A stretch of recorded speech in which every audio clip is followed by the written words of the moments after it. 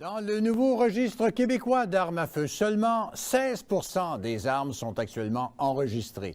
Les chasseurs ont jusqu'à la fin janvier 2019 pour le faire, sinon des amendes de 500 à 5 000 $. Que se passe-t-il avec les chasseurs québécois?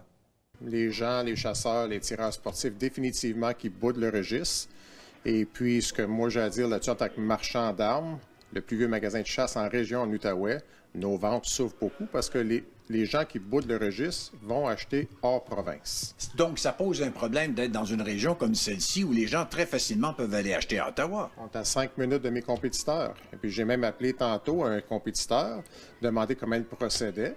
Puis, il prenait le numéro de carte de la personne pour valider le PPA pour valider qu'il était porteur d'un permis valide. Ils vendent l'arme à feu.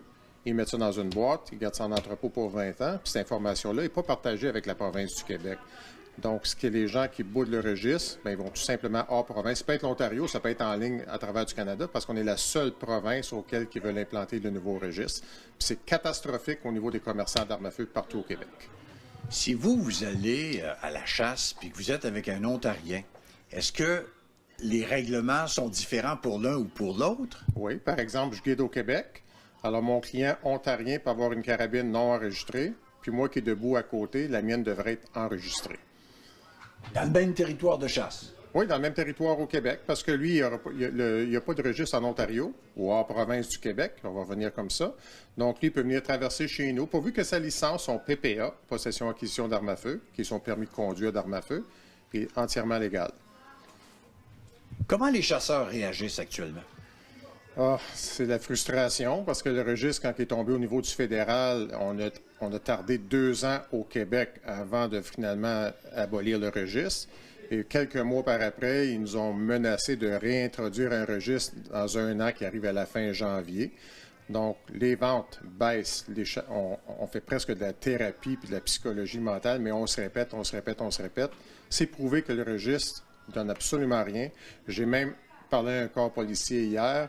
Et s'il y avait une intervention à faire dans une maison, même s'ils appellent au bureau et ils disent que la personne dans la maison a un PPA ou en a pas, s'ils n'en ont pas, ils ne rentreront pas là la main dans les poches. Ils vont quand même rentrer préparés pour toute éventualité. Donc, ce côté-là aussi, je trouve que c'est un peu farfelu. Et puis, la dépense est inutile qu'à mettre ailleurs. Santé mentale, éducation, les vieillards, mais ça ne change rien. C'est une dépense inutile. Qu'est-ce qui va arriver après janvier 2019? Est-ce que il y a des risques d'amende? Je pense que les gens vont se battre, puis il y a beaucoup de pression. Et présentement, il y a un mouvement qui s'appelle Tous contre le registre ou contre un registre qui est très, très fort. Et puis, j'espère qu'on va gagner notre cause. Et puis, si notre nouveau gouvernement du Québec peut se réveiller puis analyser ça comme il faut, cette dépense inutile-là. On est déjà géré par la GRC pour notre carte de possession-acquisition. Nos livres en magasin sont déjà gérés par la SQ. Là, on veut rajouter le SIAF par-dessus ça.